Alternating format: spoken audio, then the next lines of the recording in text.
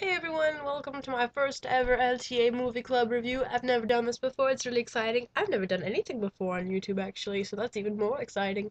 I don't know if I ever will. I don't know if this is actually gonna even happen. Am I doing it right? I don't know, it's so confusing. Anyway, so today we're reviewing the film Chicago, and the reason I decided to suddenly do this, I haven't done this before, I only usually watch the LTA reviews because they're so cool and funny. Everyone's so great. But I love the movie Chicago. I love it so much. I watched it when I was a little girl, and I loved it then, which obviously shows how sick and depraved my childhood was. But I loved it now. Rewatching it was an excellent opportunity for me to rewatch it. And Chicago, according to Wikipedia, 'cause don't go on Netflix to look up what stuff's about, is a 2002 musical film adapted from the satirical stage musical of the same name, exploring the themes of celebrity, scandal, and corruption in the jazz age Chicago. And I'm never really a fan. I was never a fan of musicals turned into movies. I always think that's gonna end up wrong and just not cool. And I'll be honest, I haven't seen Chicago the musical and like the actual musical, and I've heard a lot of slander about it from musical lovers who have watched it and they say, "Ah, it's so bad." Well, I don't know. I loved it. I love everything about it. I love the actors. I love everyone. Okay.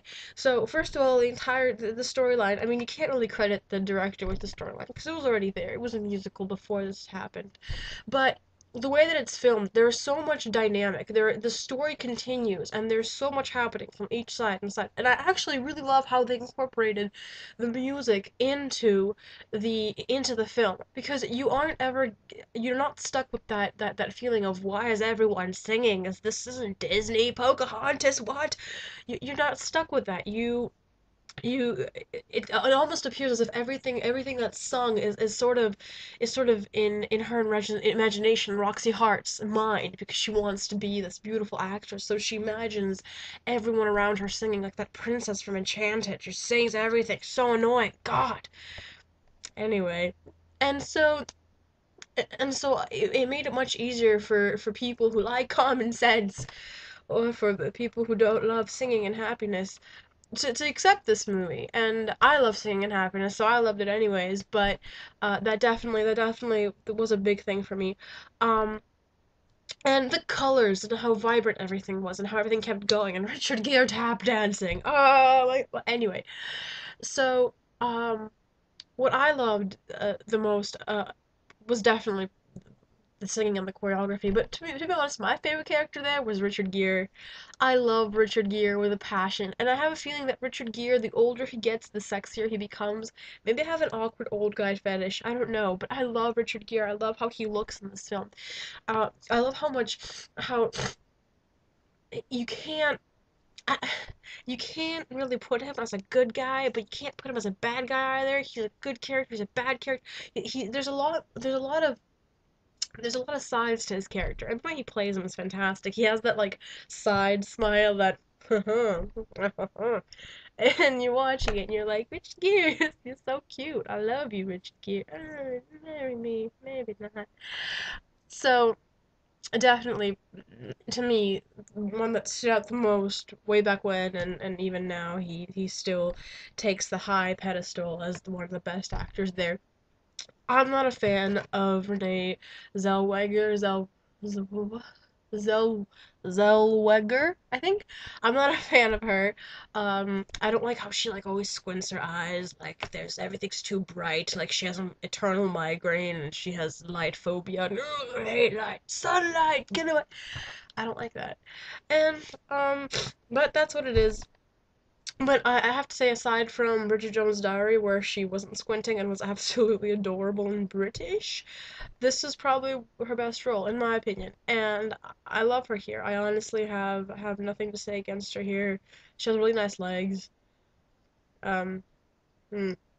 Well, aside from that, she's a very good singer, and I liked her here. I liked seeing her play the gritty, bitchy character that she's so good at playing, instead of someone you sympathize with, because I'm tired of that. Rachel, or yeah, Renee. Renee, get it right.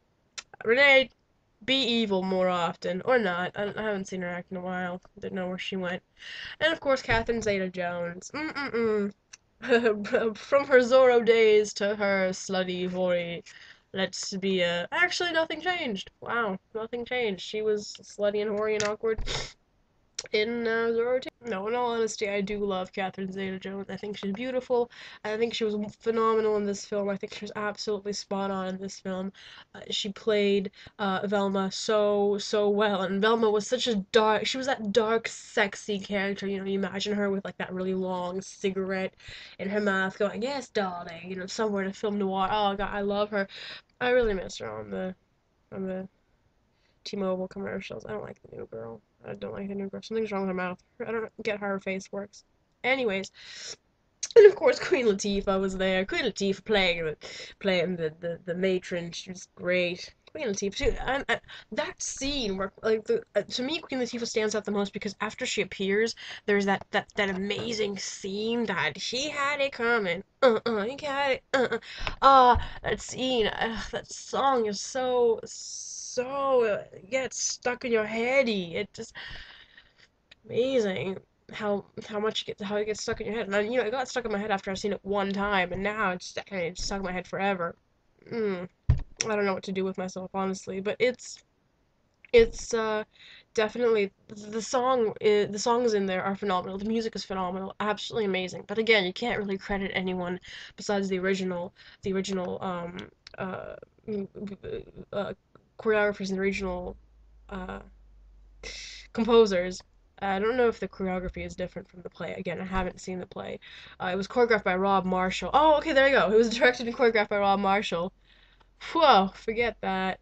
What I just said. That was a bunch of BS. It was choreographed by Rob Marshall, who was also the director, and the screenplay was adapted by Bill Condon, and it won 6 Academy Awards in 2003, including Best Picture. It was amazing, and it was the first musical to win Best Picture since Oliver, which would happen in 1969, which tells you something better already.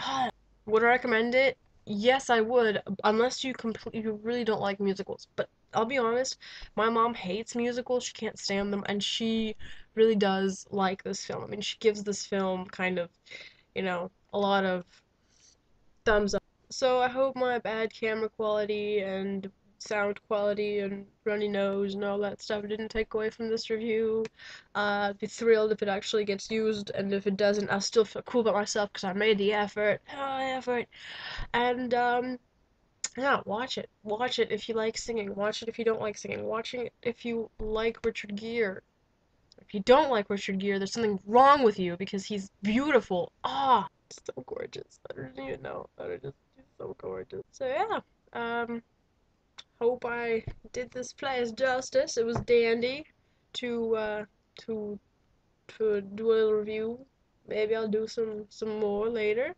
And let me know what you thought about Chicago if you've seen it. If you haven't seen it, go watch it. Oh, and you could use the link. I believe it's netflix.com/PhillyD, and if it isn't, I'm really sorry, but I believe that's what it is. Use that link, and you get 1 free month of instant streaming, and Philip DeFranco gets money. And if you know who he is, then you obviously don't know what's going on in the world. So yeah, cheerio!